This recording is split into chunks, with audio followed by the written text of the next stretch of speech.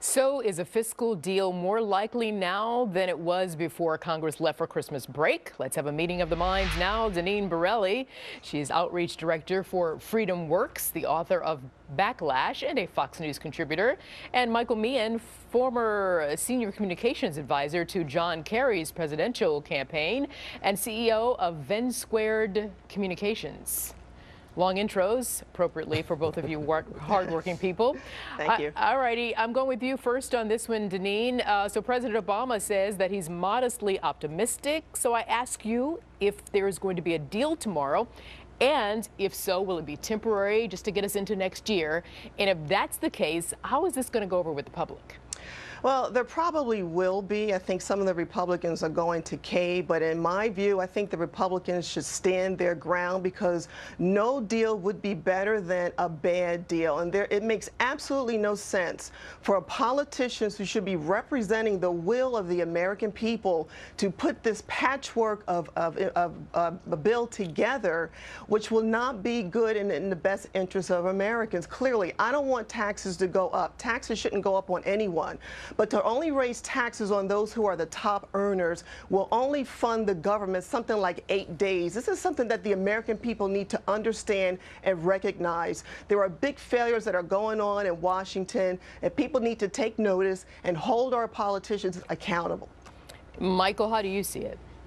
Well, if she's right and it's only 8 days, why would the Republicans hold every American taxpayer hostage for 8 days worth of a deal? There should be a deal on the tax part. It should happen in the next few hours. This was an artificial deadline created by a bunch of politicians 2 summers ago because they couldn't come to an agreement. And so that's why we're here on the New Year's Eve trying to figure out how not to have taxes go up on 99.7% of Americans, which is what will happen come New Year's Day. And so that's why I think you're going to get it. I don't think politicians want to be the person that says, oh yeah, I'm the person that created the largest tax hike in history. So I think you will get a deal. So Michael, how would you see what would the most beneficial package look like to you? And will the lawmakers even get to the debt ceiling and spending cuts, or are they just going to address tax hikes and unemployment benefits? Yeah, I think the tax hikes and the unemployment benefits are at the top of the table. You have the ATM, which is also on the table for 30 million Americans. I think that probably gets settled because there's enough consensus in the middle. I think Senator Reid's amazing at getting Republican votes on things when he needs to get it, and this is one of the times where he's going to need to get it because Speaker Boehner will not be able to pass anything with a majority of his caucus, as he proved last week. But I think there'll be enough pressure not to be the one going over the cliff, because if they wait to go over the cliff, there'll be more Democratic votes in the Senate, there'll be more Democratic votes in the House, and they could quickly get to fixing the tax problem, you know, a day or two after the new Congress is sworn in on Thursday the 3rd. Hey, and so Deneen, as Michael just alluded to, the wheeling and dealing, of course, we know what's going on both sides of the aisle, but there's also that intra-party negotiations that's happening. So what would you see are the deal breakers inside the Democratic Party as well as inside the GOP party? Well, listen, I really think that they should look at this and look at the fact that when you raise taxes, people have less money to spend. You're harming the middle class, the class that Obama is claiming that he wants to help. How about a flat tax? How about some real reform in government? And again, this is a wake-up call for all Americans. People need to pay attention, because if your taxes go up, you need to get in front of your representative and let them know you are not happy about the decisions being made in Washington. And it really shouldn't come down to this last-minute nonsense a day or two where there's this deadline. That's just ridiculous. Yeah, but you're right. That is ridiculous. And so that's, to me, is more vexing for the public than them coming up with any kind of deal, if it's going to be temporary or not. They're like, get over yourselves. Do something, Congress. Michael, what do you say? Yeah.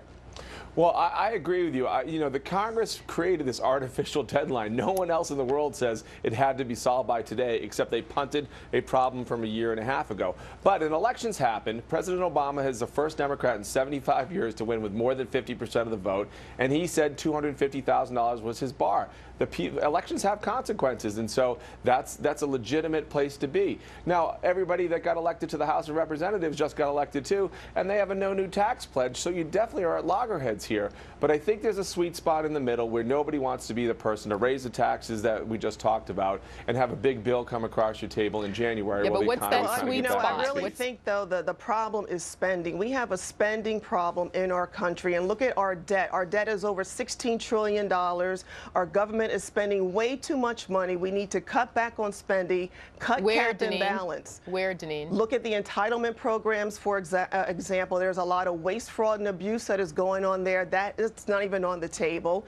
And so, listen, we can cut our expenses in our country. That is very meaningful and very important for us to do, because right now they're just kicking the can down the road, and it's not going to help our economy. Waste, fraud, and abuse where, Deneen? Because, you know, when the regular folks at home hear cutting my entitlements, you know, you're looking at the older people who are looking at their Medicare or Medicaid benefits being affected.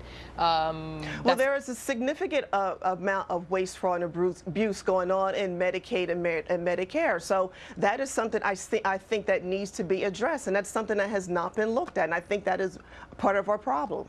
Michael, you get the last word. Well, I don't think you need to hold up the tax issue on the spending. The Congress has the power of the purse strings. It has the ability to make these cuts. There's no caucus out there for waste, fraud, and abuse to continue, so I don't buy that as a reality. The reality is you got to sit down, you got to make the hard choices, and the Congress has not been willing to do so, partially why they're at 18, 19% favorability.